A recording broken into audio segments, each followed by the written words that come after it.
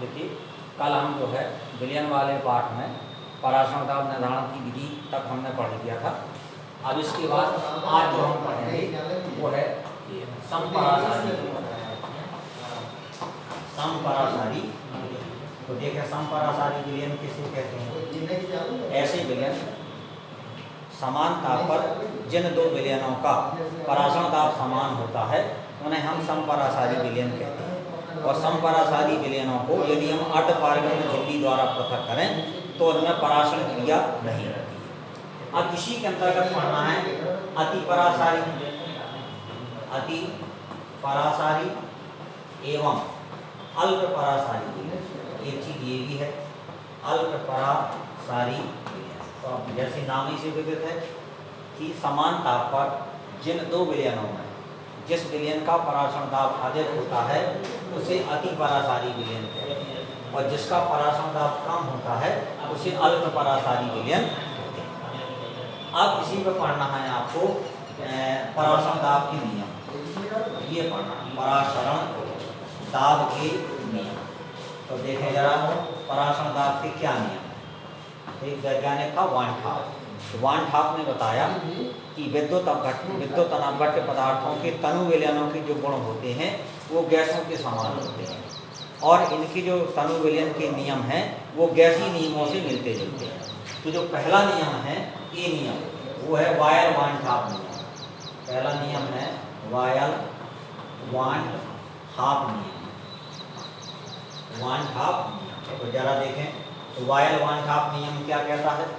इस नियम के अनुसार स्थिर ताप पर, जैसे वायल का नियम आपने पढ़ा होगा, स्थिर ताप पर किसी विलयन का पराशर दाब P उसकी सांद्रता C के समानुपाती होता है।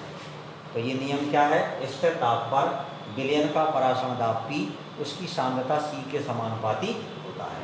अगर हम ये हटा दें समानुपाती तो एक नीतांक लगा दिया Kc। आप जानते हैं C क्या है? सांद्रता कंसंट्रेशन। तो ये मोल प्रति लीटर होती है। तो C बराबर यदि हम मान लें 1/V, 1 मोल V लीटर में, विलयन के V लीटर में 1 मोल घुला हुआ है तो इसकी जो सांद्रता हो जाएगी C बराबर 1/V। तो क्या हो जाएगा? P बराबर K × 1/V। तो सूत्र बन जाएगा PV बराबर। ये वायल का नियम निकल आया। तो ये पहला नियम है वायल वान ठाप नियम। क्या नियम है? स्थिर ताप पर किसी विलयन का पराशर दाब P उसकी सांद्रता C के समानुपाती होता है। ये वायल वान ठाप नियम था। दूसरा है चार्ल्स वान ठाप नियम। तो चार्ल्स वान ठाप नियम जरा क्या कहता है? तो देखें जरा चार्ल्स वान ठाप नियम। तो चार्ल्स वान ठाप नियम क्या कहता है? तो स्थिर सांद्रता पर किसी विलयन का पराशर दाब P उसके परम दाब T के समानुपाती होता है। तो क्या हो जाएगा? P बराबर और नीतांक मान लिया K डैश T। ये हो गया चार्ल्स वान ठाप। ठीक। अब इसी पर संबंधित हम पढ़ेंगे वान ठाप समीकरण। क्या पढ़ना है? वान ठाप समीकरण। तो किसे कहते हैं?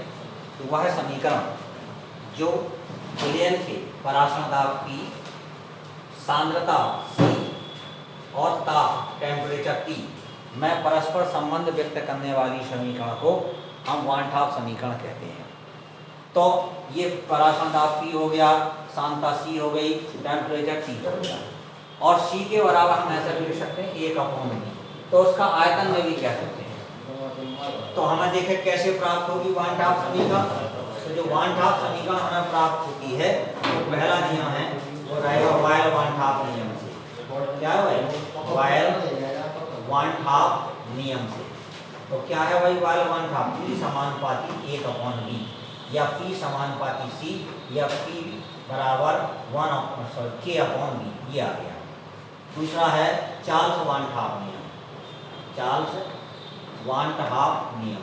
तो क्या हो जाएगा? P समानुपाती T या P बराबर K डैश T। दोनों नियमों को हम मिला दें या दोनों नियमों को हम क्या करें? मिला दिया जाए। दोनों नियमों को संयुक्त कर दें तो क्या हो जाएगा? P समानुपाती C × T। एक नीतांक लगा दें P बराबर यहाँ पर S लेते हैं SCT। S है विलयन स्थिरांक।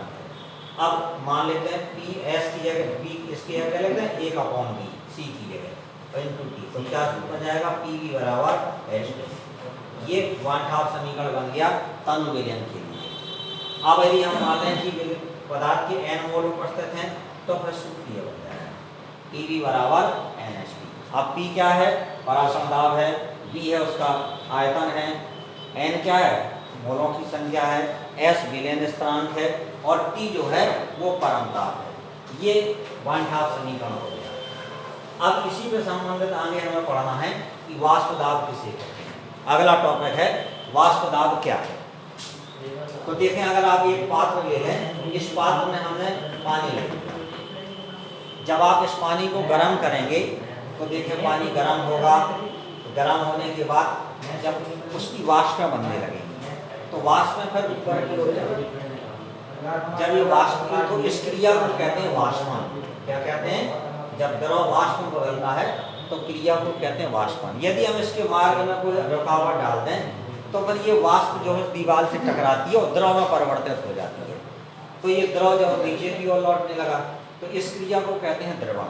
तो एक स्थिति ऐसी आती है कि जितनी दर वाष्पन की होती है उतनी ही दर द्रवण की होती है। तो इस स्थिति को कहते हैं साम्य स्थिति। क्या कहते हैं, साम्य। तो देखें जरा, साम्य की स्थिति में द्रव और जो वाष्प है इसके मध्य जो साम्य अवस्था आती है उसमें वाष्प का जो दाब होता है वो द्रव का वाष्प दाब कहलाता है। तो फिर से सुने, किसी ताप पर साम्य अवस्था पर, किसकी साम्य अवस्था है, द्रव और वाष्प की, तो वाष्प के अणुओं द्वारा द्रव की सतह पर डाले गए दाब को हम वाष्प दाब कहते हैं। अब हमें पढ़ना है इसमें वाष्प दाब का अवनमन।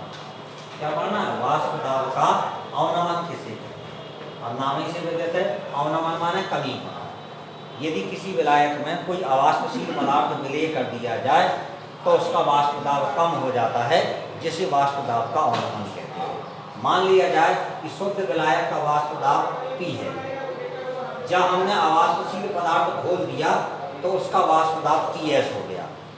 तो जो वाष्प दाब का जो अवनमन होगा वो कितने बराबर हो जाएगा, अवनमन बराबर हो जाएगा P - PS। विलायक के वाष्प दाब से विलयन का वाष्प दाब घटा देंगे तो हमें वाष्प दाब का अवनमन निकल आएगा। ये था। अब अगला है वाष्प दाब का आपेक्षिक अवनमन। पहले हम ये पढ़ेंगे आपेक्षिक अवनमन। तो आपेक्षिक अवनमन में क्या है, सीधे सीधे वाष्प दाब का अवनमन। तो वाष्प दाब का अवनमन क्या है, ये है P - PS। ये वाष्प दाब का अवनमन है अपॉन P। शुद्ध विलायक के वाष्प दाब के अनुपात को वाष्प दाब का आपेक्षिक अवनमन कहते हैं। फिर से एक बार सुनेंगे, वाष्प दाब का अवनमन कितना है, P - PS, और शुद्ध विलायक के वाष्प दाब के अनुपात को वाष्प दाब का आपेक्षिक अवनमन कहते हैं। अब इसी में एक बहुत इंपॉर्टेंट नियम है, वो पढ़ना राउल्ट का नियम। ये इंपॉर्टेंट है। तो राउल्ट का नियम क्या कहता है, इस नियम के अनुसार वाष्प दाब में आपेक्षिक अवनमन, ये आपेक्षिक अवनमन का सूत्र लिखा है, विलयन में विलय के मोल प्रभाज के बराबर होता है। ये राउल्ट का नियम है, इंपॉर्टेंट नियम है। क्या कहा हमने, इस नियम राउल्ट के नियम के अनुसार वाष्प दाब का आपेक्षिक अवनमन, ये आपेक्षिक अवनमन है विलयन में, ये विलय के मोल प्रभाज के बराबर होता है या समानुपाती होता है। यही राउल्ट का नियम है। अब देखेंगे राउल्ट के नियम की सीमाएं क्या हैं। तो पहली सीमा राउल्ट की नियम है कि विलयन तनु होना चाहिए। जो राउल्ट का नियम लगता है उसकी शर्त ये है कि विलयन तनु होना चाहिए। दूसरा शर्त ये है कि जो विलय पदार्थ है उसकी किसी भी विलायक से रासायनिक क्रिया नहीं होनी चाहिए। तीसरा, विलय पदार्थ का किसी भी विलायक में संगुणन और वियोजन नहीं होना चाहिए। हम जानते हैं कि वाष्प दाब का जो अवनमन है ये अणुसंख्य गुणधर्म है। यदि अणुओं की संख्या घटेगी बढ़ेगी तो ये नियम परिवर्तित हो जाएगा, वाष्प दाब में कमी घट बढ़ जाएगा। इसलिए ना तो संगुणन होना चाहिए विलय पदार्थ का और ना ही वियोजन होना चाहिए। और चौथा पॉइंट, ताप स्थिर। ये इतना जो है ये राउल्ट के नियम की सीमाएं हैं और ये राउल्ट का नियम है। ये वाष्प दाब का अवनमन हो गया। इतना टॉपिक